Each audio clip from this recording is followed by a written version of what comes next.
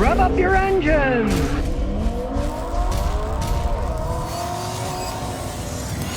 Today, due to popular demand and some other reasons, I'm going to clean up some of the mess in my garage. Definitely time to clean out this rat's nest. And of course, this will be educational for you because I'll explain some of the stuff that's in there, if it's good for you, if it's not good for you. It's even going to surprise me. I know I'm going to find stuff that I've forgotten about years ago. Now, starting at the front, I'm going to get my gas can out of the way. But this is one cool gas can. I always hated spilling gas when I filled stuff up. But this is cool. When you pour it in, you just push the button, lets the gas out. When you're done, you let go of the button, it doesn't flow, it doesn't make a mess. Now, as you can see, a lot of stuff's in the front because it's easy to get to. So rather than put my tools away, I just throw them on top of the oil drum. So out they all come. Now here's the Gorilla Tape I was looking for. As you can see, there's not much left. It's wide. I use this Gorilla Tape all the time. It's much better than normal duct tape. It's stronger. Plus, it's black. It looks better. You see that silver stuff? It kind of shows off. You use this on a car or something that's black, at least it blends in better. Here we go with more stuff. Gee, I was wondering where my starter that I use for making videos was. Well, now I know where it is. This time I'm going to put it someplace I'll remember. Here's an air conditioning compressor I was going to use for making videos. That'll go under the shelf too. Oh, my slide hammer. I wonder what happened to that. Welding helmet. The pile is falling. These are really cool. They're for Toyota, Lexus, Audi, and Ford. All those cheap little plastic clips.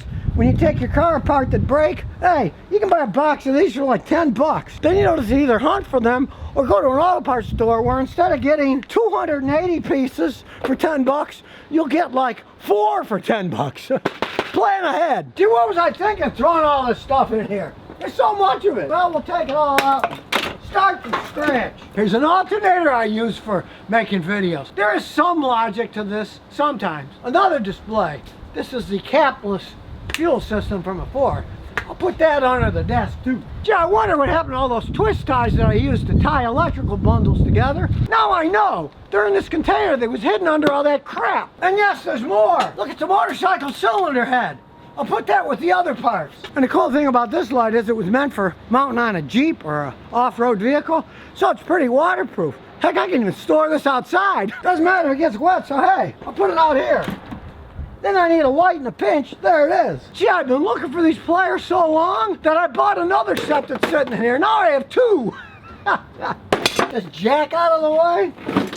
It's almost like panning for gold now. That giant screwdriver I've been looking for years. And here's my Stanley jump starter. Let's check it out. Turn it on. Hey, still got 2/3 power. Not bad for sitting there for years. Now I know what it is. I'm gonna have to reorganize things here. A spare fire extinguisher, and check it out, it's still full. Hey, now hiding under that stuff if there was a fire emergency wouldn't be any good. So I'm gonna put it in a more conspicuous location, like right here. There's a fire. I'll know where it is now. Now here's something that fell down there before I got a chance to use it. It's one of these cool grabbers. It stretches along.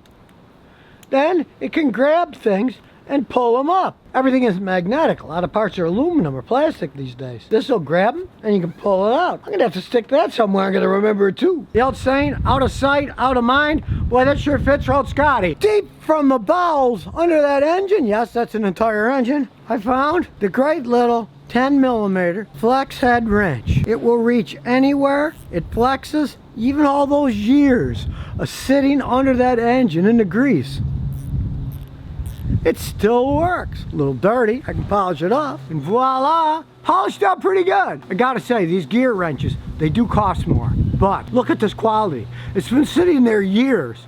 I lost it years ago and gave up, bought another one. Well, here's this one. Good as new. Been sitting there. The only thing, I really polished it good. This tiny little bit of stain here. Who cares? It works, and I found it. Hurrah! Now here's a historical find.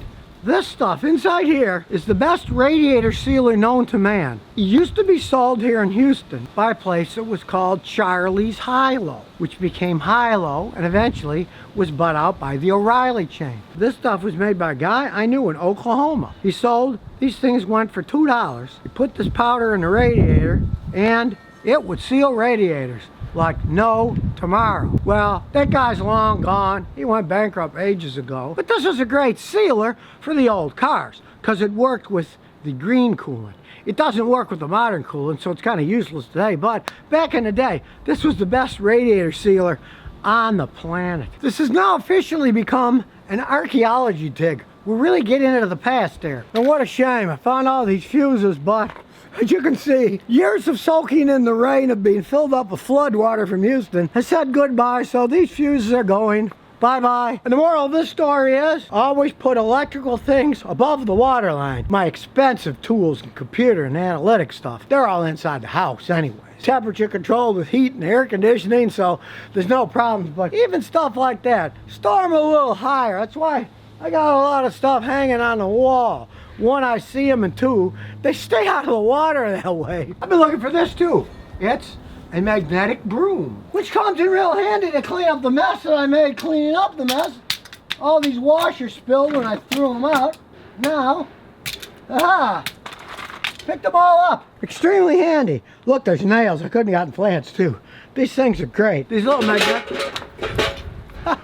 The sky is falling. I guess the garage is grumbling at me for cleaning it up and threatening me by things falling down. It contracts.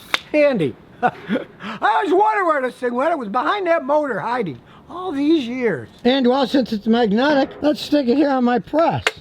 Whoop, you can see that's nice and solid. Now it's where I can find it anytime I want it. Now this is the right side of the garage, so that's going to have to take later, because this might take days. Doing the left side over here I'm working on. The company sent me cases of stuff years ago, and I tried it out and thought, hey, this works pretty good, only to find out that the stuff is crap and it doesn't hold up at all. So you get one of these UV pens, hey, don't waste your money, the stuff's garbage. Which is where this is going now. These great blue driver gloves. I guess this isn't my lucky day.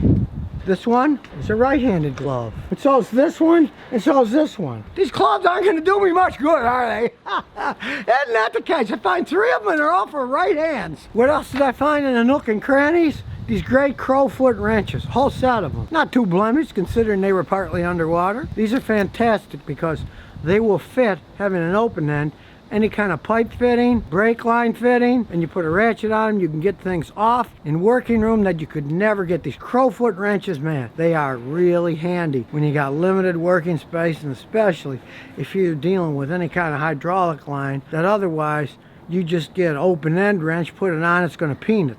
This, at least 1, 2, 3, 4 out of the 5 sides are gripped instead of just 2. Crowfoot wrenches, they're unbelievable. And I gotta lose them again? No. This time, in sight, in mind, I'll see, there they are, shiny, hanging on the wall, and this time, I won't be a lazy slob. I'll hang them back up there when I'm done. Now, I won't bore you with putting this stuff back in a more organized fashion. Some of it certainly is going to be thrown away. And yes, the engine's going to stay right here. It's too heavy to move around, and it makes a good conversation piece.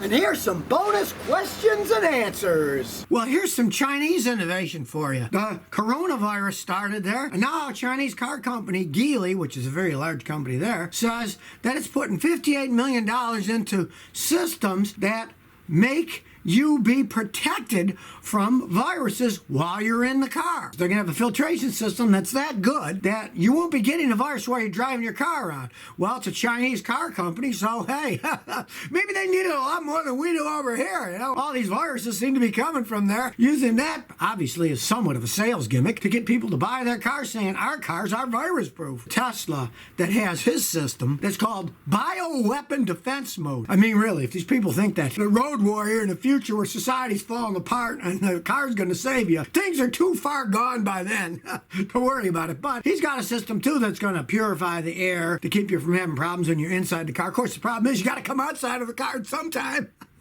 You can't stay in it forever. Filters often have some gaps in them, and those gaps are certainly large enough to let viruses get in there. So tiny. I know that from working on cars my whole life. Filters are never perfect. They'll have little gaps here and there. They're not manufactured right, or where they fit in, there's a tiny gap. Well, it doesn't take much of a gap for the viruses to get in. And then really, when you think about it, you got to go in and out of the car. These biological suits, like they do when they go into places, and eventually you got to take it off. And some of this stuff is PR mode as far as I'm concerned. But I find it interesting that Geely, a Chinese company, is coming out with this now, thinking that they started the virus and they're trying to make a car that can help you not get it. So if you never want to miss another one of my new car repair videos, remember to ring that bell.